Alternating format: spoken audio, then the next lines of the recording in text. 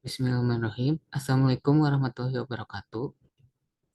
Sebelumnya, terima kasih kepada Bapak Priwandi SEMSC AKT atas waktunya kepada saya Ria Maulana yang akan melakukan presentasi dengan materi melakukan keterlibatan penjaminan dan melakukan prosedur tindak lanjut.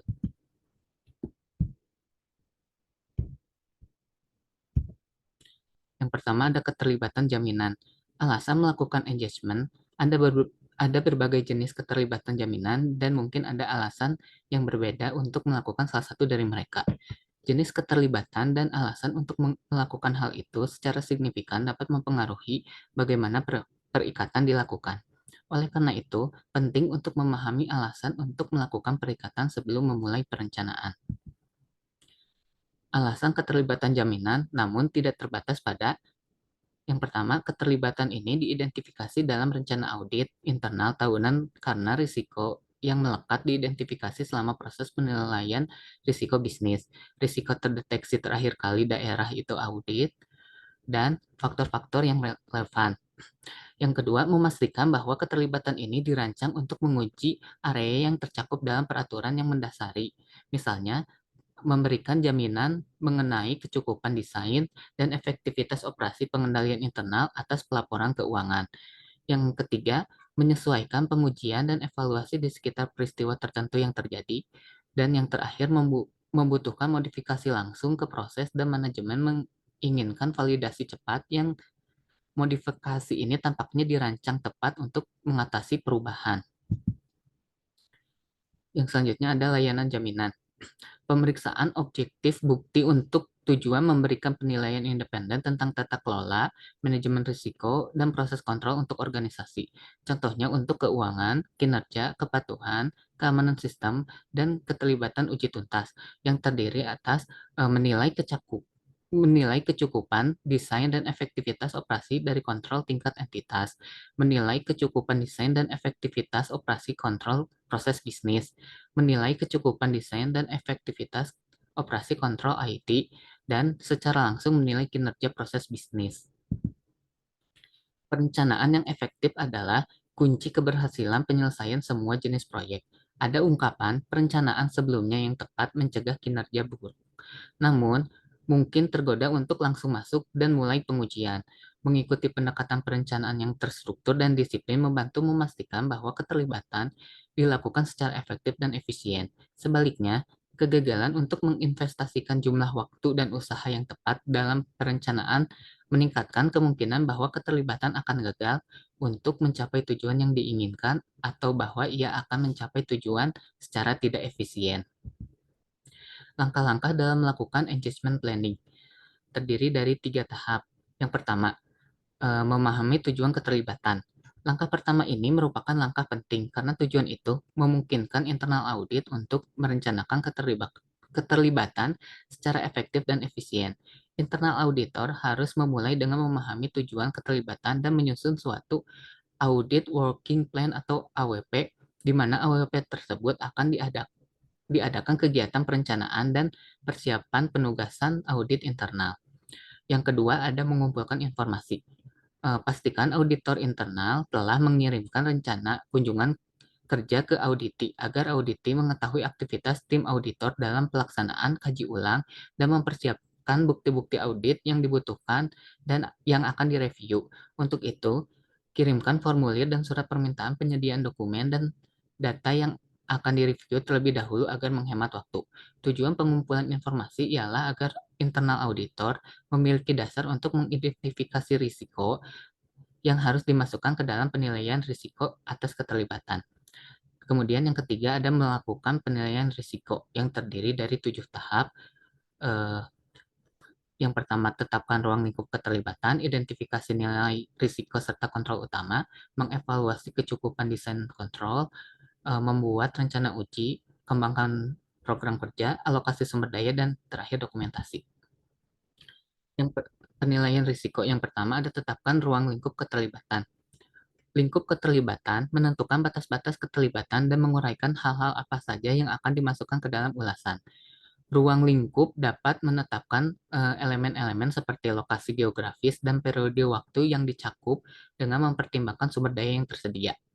Kemudian yang kedua, identifikasi nilai risiko dan kontrol. Tim audit internal harus mengidentifikasi dan menilai risiko bisnis yang mengancam pencapaian tujuan pihak yang diaudit dan tujuan organisasi. Yang ketiga ada mengevaluasi kecukupan desain kontrol.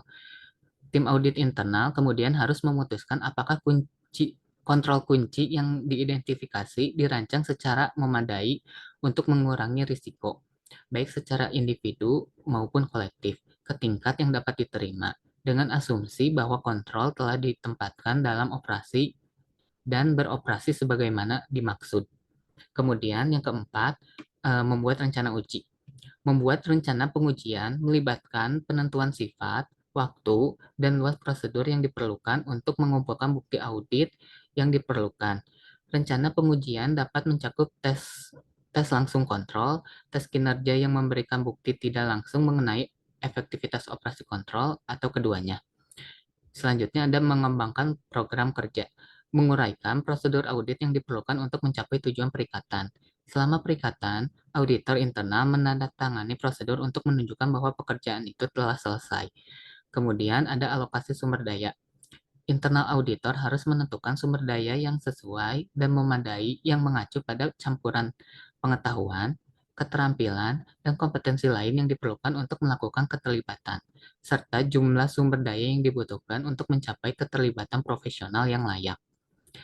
Kemudian yang terakhir, kumpulkan seluruh dokumentasi. Internal auditor dapat membuat memorandum perencanaan untuk mengomunikasikan tujuan, ruang lingkup sumber daya, dan waktu keterlibatan. Memo perencanaan berfungsi untuk memastikan bahwa manajemen auditi memahami dan mendukung rencana keterlibatan. Selanjutnya ada temuan audit. Temuan audit adalah masalah-masalah penting yang material yang ditemukan selama audit berlangsung, dan masalah tersebut pantas untuk dikomunikasikan dengan entitas yang diaudit karena mempunyai dampak terhadap perbaikan dan peningkatan kinerja ekonomi, efisiensi, dan efektivitas entitas yang diaudit. Menurut Peraturan Menteri Pendayagunaan Aparatur Negara Nomor 9 Tahun 2009, yang dimaksud temuan adalah fakta atau kejadian atau bukti yang memiliki saran atau rekomendasi, sebagaimana yang tercantum dalam laporan hasil pengawasan. Selanjutnya ada unsur temuan audit yang terdiri dari 5. Yang pertama ada kondisi. Kondisi yaitu bukti nyata yang ditemukan oleh auditor dalam pelaksanaan audit. Dalam hal ini, auditor mengidentifikasi sifat dan luasnya temuan atau sebuah jawaban dari kondisi yang tidak memuaskan. Kemudian ada kriteria, yaitu standar, ukuran, atau harapan yang digunakan dalam melakukan evaluasi atau verifikasi. Kriteria merupakan suatu cara atau alat untuk memahami hasil audit. Selanjutnya ada penyebab. Alasan adalah alasan yang dikemukakan atas terjadinya perbedaan atau risiko yang dihadapi organisasi karena adanya perbedaan antara kondisi yang diharapkan atau kriteria dengan kondisi yang sesungguhnya. Dengan mengetahui penyebab suatu masalah secara jelas, auditor akan lebih mudah memberikan rekomendasi yang tepat untuk mengadakan perbaikan kinerja entitas. Selanjutnya ada akibat. Akibat adalah dampak yang timbul dari adanya perbedaan. Kemungkinan risiko atau kerugian yang harus dihadapi oleh entitas atau auditi karena kondisi yang tidak sesuai dengan kriteria. Selanjutnya yang terakhir ada rekomendasi, yaitu saran yang diberikan kepada entitas atau auditi untuk perbaikan terhadap kondisi yang ada yang tidak sesuai dengan kriteria. Hubungan antara rekomendasi dan penyebab yang mendasarinya harus jelas dan logis.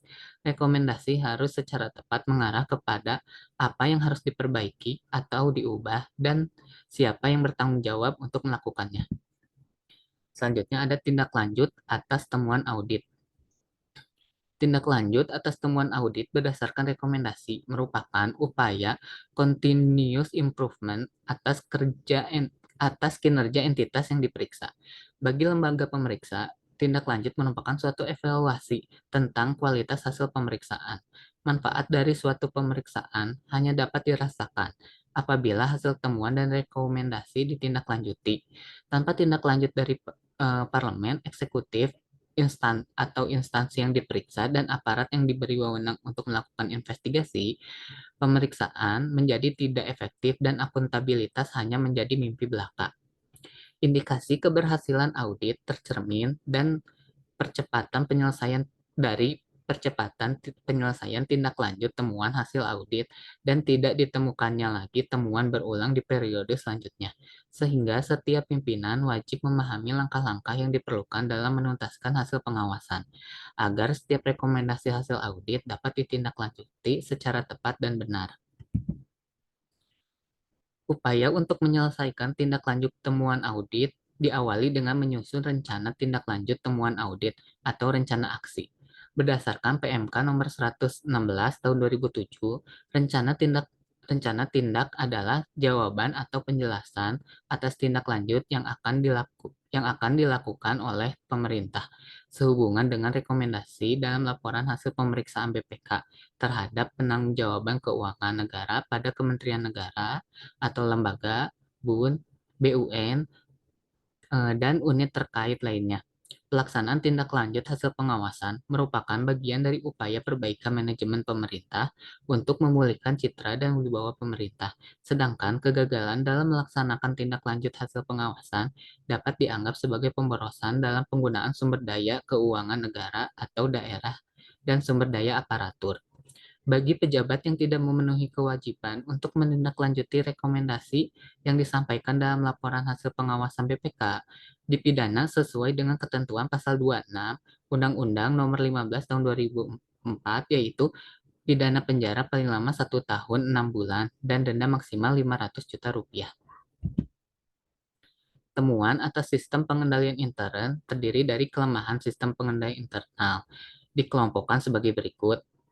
Yang pertama, kelemahan sistem pengendalian akuntansi dan pelaporan, kelemahan sistem pengendalian pelaksanaan anggaran pendapatan dan belanja, serta kelemahan struktur pengendalian internal. Kemudian ada temuan atas ketidakpatuhan terhadap ketentuan perundang-undangan, dikelompokkan sebagai berikut. Ada 6 poin. Yang pertama ada kerugian negara, yaitu berkurangnya kekayaan negara berupa uang, surat berharga, dan barang, yang nyata dan pasti jumlahnya sebagai akibat dari perbuatan melawan hukum, baik sengaja maupun lalai. Yang kedua ada potensi kerugian negara, yaitu suatu perbuatan melawan hukum, baik sengaja maupun lalai, yang dapat mengakibatkan risiko terjadinya kerugian di masa yang akan datang, berupa berkurangnya uang, surat berharga, dan barang yang nyata dan pasti jumlahnya. Yang selanjutnya ada kekurangan penerimaan, yaitu adanya penerimaan yang sudah menjadi hak negara, tetapi belum masuk ke kas negara karena adanya unsur ketidakpatuhan terhadap ketentuan perundang-undangan. Kemudian ada administrasi, yaitu temuan yang mengungkapkan adanya penyimpangan terhadap ketentuan yang berlaku, baik dalam pelaksanaan anggaran atau pengelolaan aset, tetapi penyimpangan tersebut tidak mengakibatkan kerugian negara atau potensi kerugian negara, tidak menghambat program entitas, dan tidak mengandung unsur indikasi tindak pidana. Kemudian selanjutnya ada ketidakhematan, yaitu temuan yang mengungkapkan adanya penggunaan input dengan harga atau kuantitas atau kualitas yang lebih tinggi dari standar, kuantitas atau kualitas yang melebihi kebutuhan, dan harga yang lebih mahal dibandingkan dengan pengadaan serupa pada waktu yang sama. Kemudian yang terakhir ada ketidakefektifan, yaitu temuan yang berorientasi pada pencapaian hasil atau outcome, yang mengungkapkan adanya kegiatan yang tidak memberikan manfaat atau hasil yang direncanakan, serta fungsi instansi yang tidak optimal, serta sehingga tujuan organisasi tidak tercapai. Sekian presentasi dari saya. Mohon maaf apabila ada salah-salah kata. Sekian dan terima kasih. Wassalamualaikum warahmatullahi wabarakatuh.